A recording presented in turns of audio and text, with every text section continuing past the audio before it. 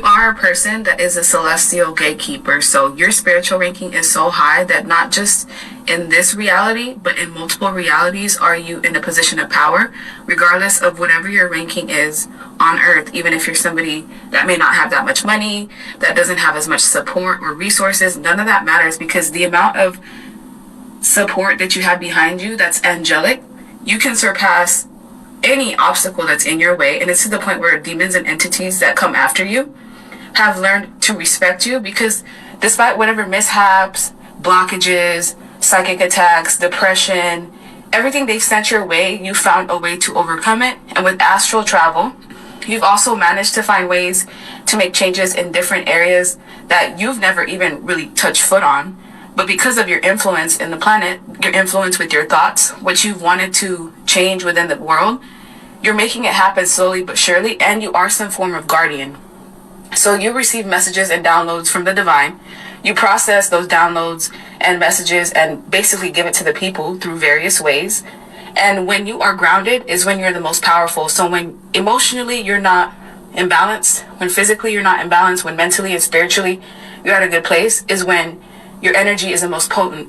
You've also gone through Kundalini risings and advancements during multiple areas and multiple times in your life. You've also taken an oath. So before you were incarnated in this lifetime, you took an oath to essentially be obedient to the divine, to source, to spirit, to God, whatever it is that you believe in. And you are closely in connection with the energy that controls all of existence. So with persecution and inquisition, you came into this reality knowing that you are going to be worked against, that people are not going to go with what it is that you desire, that you're constantly going to have blockages, you're constantly going to have people working against you. The system itself is simultaneously working against you to not get you to a position where you'll have influence over a large population of people, because then you can change how the dynamic and the regime of the planet works. You're coming off as a monk or nun. The lifestyle that you have is very different from the majority of people around you. This involves a lot of seclusion, a lot of alone time, a lot of going through internal changes and spiritual evaluation. And I also feel like demons and entities, regardless of whatever treacherous actions they have towards you, they know that you have this level of protection or this wall that can't really be penetrated, because with the amount of risks and things that they've sent your way, you've managed to basically work around any traps. You're coming off as a high priest or the high priestess, so you hone a lot of mystical power, things that people may see as like far-fetched or as non-existent if their third eye is not open. You're also coming off as a warrior. You've been very strong and fearless. You may be the type of person that will speak up against injustices happening on the planet. You'll speak up against, you'll speak up towards human rights, against oppression, against, lack of truth. And this is something that's difficult to do in this lifetime because there's so much illusions, so much manipulation that's going on. But as the shaman, as the person that's the healer, you heal everyone that you encounter. Like just the city that you're in, you end up healing them just by the environment that you come across, by the people that you shake hands with, by the people that come across your energy. You heal them without even knowing. Just your vibration, just your aura alone is healing. Somebody will have protection being around you simply because of the fact that you're there.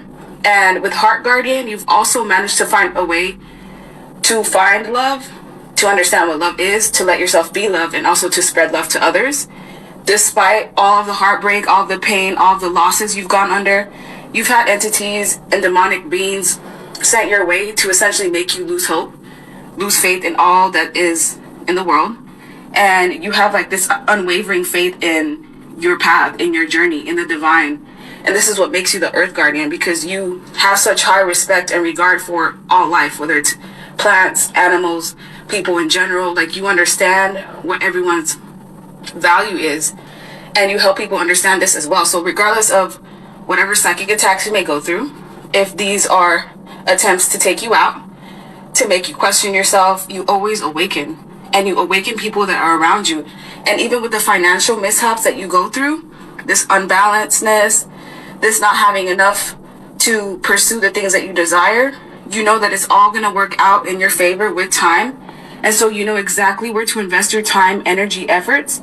And no one can really put you in that position where you question who you are, because you know who you are. With Celestial Gatekeeper, like you have so much information that extends this reality, that if that information was to get out, or if you were to find a way to publicize it, or to send that information out on a mass level, it would get to the point where you become targeted. Some of you are already targeted, and you know this already because you've had people follow you.